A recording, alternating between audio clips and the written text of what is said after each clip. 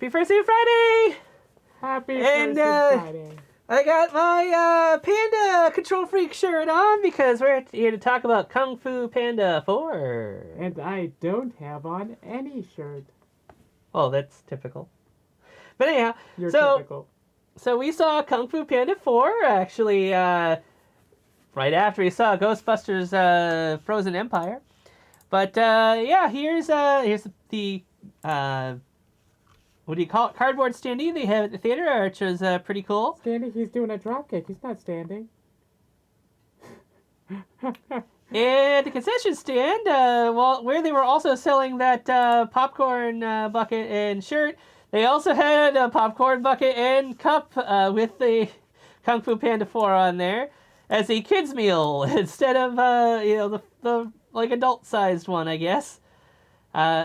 I just thought it was really weird that they were doing both promotions at the same time. It's like, geez, how hard up are they for money that they're doing multiple different movie promotions all at once. And I think there was even another thing for Dune on the other register, like or Dune 2 rather. You're gonna get that Dune 2 popcorn bucket.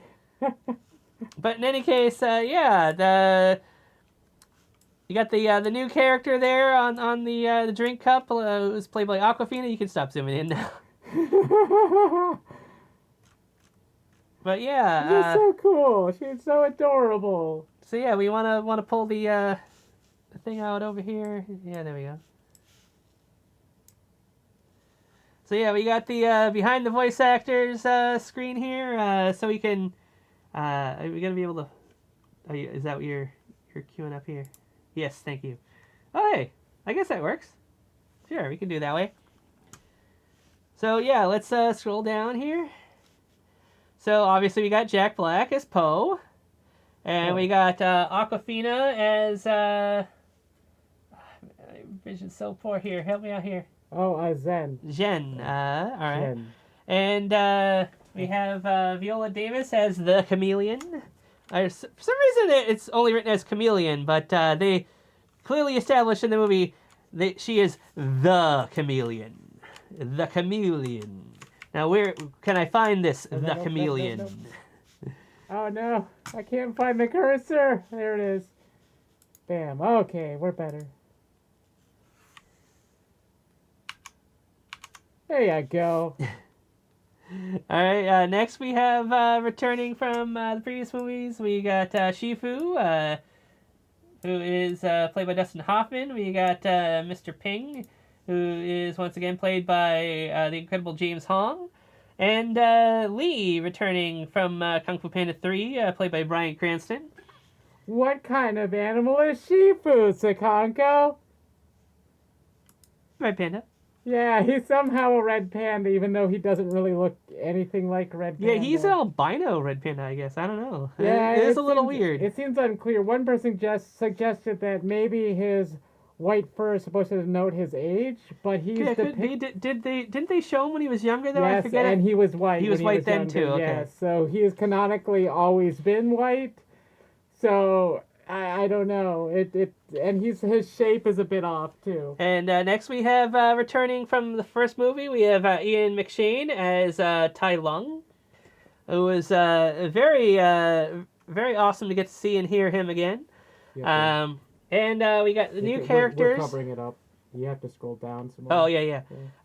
So yeah, we got the new characters of Han, played by Ke Kwan, who.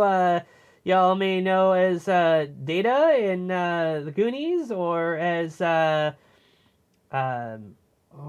gosh, he was in the... He was Ouroboros in Loki Season 2, and... Short Round in Indiana Jones and the Temple of Doom. So yeah, he was also in Everything Everywhere All at Once, right? Yes, indeed. He was the guy that knew about how dimensions work. He was the husband. Yes, he was also the director of the movie. Oh yeah, really? Yeah. So yeah, he's really becoming a rising star as an adult after having a brief surgence in acting as a kid. So really great to have him in this movie. Although he definitely is one that I don't think I realized who he was at the time. Did you? Oh, him? Yeah. Did you realize that was who was playing that character? Oh, yeah. Yeah. You could? Okay. Yeah, I knew he was going to be in the movie because he's in the music video. Oh, really? Okay. And I was like, well, he's going to be in the movie. And as soon as his character popped, it's like, he's going to be a new character. And I was like, oh, yeah, this is going to be him. So then we have Ronnie Ching as a fish. Unfortunately, the fish does not get named. And we got Lori Tan Chin as Granny Boar. Again, unfortunate that the boar character doesn't get named, but they are definitely a significant character. They have a few different scenes where they get to have some speaking lines. I believe you said they were from Orange is the New Black? Yes, they played a convict in that show. They were in there for the M word. Most foul? Yes. Okay. So unaliving somebody. But yes, and it would appear that the bunny rabbit characters were all played by actual children, which again, it seems to be a running trend with things lately. As the two children ducks in Migration were both played by new actors. But yeah, I'm wondering if that's becoming part of the whole like change that we're trying to have here in Hollywood to get the characters being portrayed as accurately as possible. But yeah, I think they did a great job. I don't know that any of these kids are necessarily gonna become rising stars because of these roles, but they definitely don't hurt the movie by being in there. Whereas some other movies in the past, like the child actors can be so bad at acting that they can make the scenes hard to watch.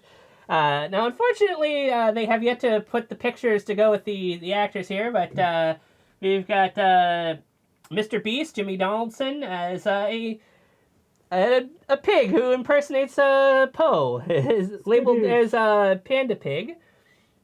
And we've got Seth Rogen is listed as Mantis with a question mark. I'm not sure why that's there, because we know what Mantis looks like. They are one of the only members of the Furious Five who actually can be heard in the movie. Yes. I'm not sure why he got to have his voice in there when everybody else didn't. So yeah, as I suspected, and as you might have suspected, the Furious Five just kind of get quietly written out of this one, so they aren't around to help out. Yes, they are not a part of the plot whatsoever. They are said to be away on their own missions, and we see like little animations of each of them off on their own journeys, so they can't be called upon to help.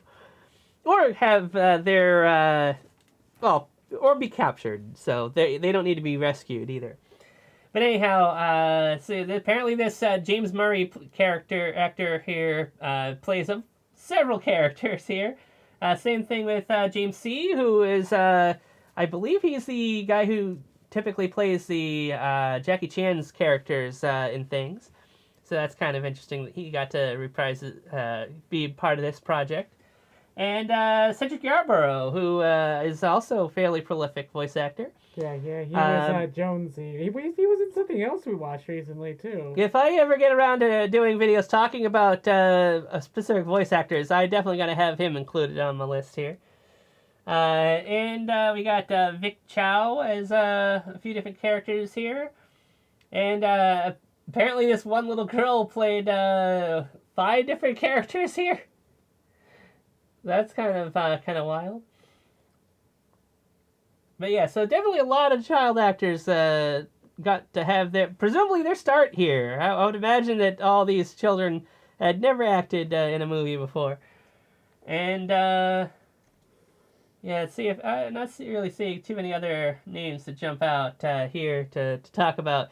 But yeah. Oh, hey, there we go.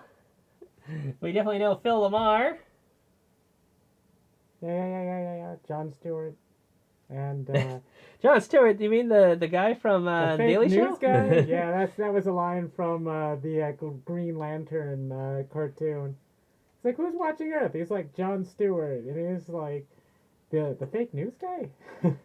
But yeah, Static from Static Shock. Adult. Oh, wait, no, he was. Yeah, well, no, he was both. Yeah, he was both. I remember watching Samurai Jack. I saw a video where he was talking about how the show got canceled that it was like you never know how great it is, how great an actor you are until you're having a three-way conversation with yourself. Because both the Green Lantern, his older self, and his younger self were all in the same scene. So anyway, you want to put it back to the shot of just the two of us now. But yeah, so there's the cast of the movie there. As you can see, there was a lot of blank pictures there, unfortunately. But yeah, as you can see, there's a lot of characters returning and a lot of characters that aren't returning. But there's no Kung Fu Panda in this one. Poe's completely absent. It's crazy. Come on. But in any case, yeah, you had never seen the third movie until the day before. Yes. I had seen the first... back when I decided I want to watch Kung Fu Panda, they only had 1 and 3 on Netflix, and I'm like, where's 2? And I didn't get around to it for a long time, and by the time I finally saw Kung Fu Panda 2, which I've forgotten so much of... which does get slightly referenced by a few scenes, very briefly. Yeah. And then I was like, well, I guess I just completely forgot about getting around to 3. So watched 3, got to be fresh in my mind, went right into 4, and they kind of blur together. Basically, all the Kung Fu Pandas are the same movie. But is that a good thing or a bad thing? It's fine. It's a fine thing. Because it's more like a TV show this way rather than grand. I feel that some people are unfairly saying that this movie was bad, or that certain aspects of the movie were either too strong or absent or whatever. But yeah, I thought the movie was great. Yeah, if you're a fan of the previous movies, you're going to enjoy this one. I would say, what was it? The old was it Hollywood Minute? If it ain't broke, don't fix it. I liked it better the first time when it was called Kung Fu Panda. Ah. But really though, if you've liked the Kung Fu Panda movies, I mean, it's more of the same. It was a lot of fun. I enjoyed a lot of fun characters, but each movie basically has the same exact outline. They just tweak the details. The other things that I've heard is that it was predictable. Very. But it's there were definitely parts of it that I did not see coming. I was like, oh, is this going to happen? Are they going to go this way with it? And they didn't. Yeah, and I would say it's less predictable than certain characters showed up in later in the movie that I didn't expect to take place in the story. I thought they were going to be an Act 1 character only sort of thing, so that was fun. And all of the new characters we got to see all were really entertaining and very interesting. Yeah, definitely could see more of some of the side characters that showed up. Kei Kwan's character, for instance, could be interesting to see him again if they decide to continue with Awkwafina's character story. Which this movie definitely seems to be setting her up to be a major player in a potentially a spin-off or a fifth movie potentially, although not necessarily. I want to see every character get a spin-off. Yeah, that would be cool. Let's do a whole bunch of mini-series. I could go for that. But yeah, that was the other big thing that I definitely enjoyed is the different species that show up when they visit this. They visit this big city that Poe is just overwhelmed by. There's a whole ton of different animals in the crowd. In the previous movie, we went to a panda village and everybody was a panda.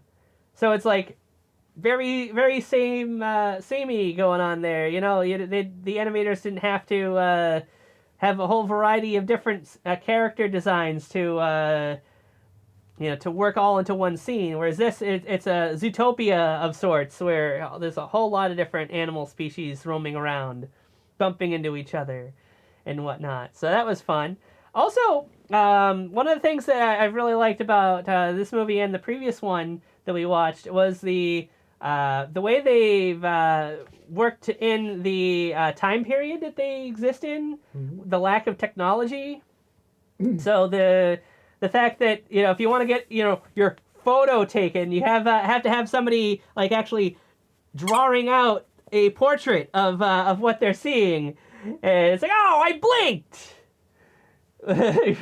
That was a funny gag, yeah. Yeah, it was in the third movie, so it's not a spoiler. But yeah, so like stuff like that, I always thought that was such a clever thing, and yeah, just they feel very grounded in the fact that they exist in a world that does not have any like electronical technology. Yeah, just I don't know what else to say. The new actors characters were really entertaining, and I definitely liked them. I don't think that they were like there for no reason. They felt worthy of being in the story, and that was fun. And, and the cinematography. That was the one thing I almost forgot to mention. I loved the cinematography. A lot of movies of this type, especially animated movies, can fall victim to bad cinematography where it just jump cuts to the reaction of the character getting hit or something, or the artificial camera movement is too fast to follow what's going on. I thought that it did a great job. You could actually see what was happening. You could see when somebody's, kicking somebody. You can see the follow through of the kick of the character going flying, that sort of thing. So all the action scenes I thought were very well done and very interesting. What did you think of the movie? Oh yeah. It was a lot of. I said pretty much everything I needed to say. Okay. It's just more, like I said, if you like the first movie, it's just as good as the first movie or the second movie or the third movie. It's all evil villain comes in to get a MacGuffin that will allow them to rule everything that they feel like ruling. And Poe learns some new lesson in life and uses that to help defeat the bad guy and move on to the next stage of his life. Every movie is the same.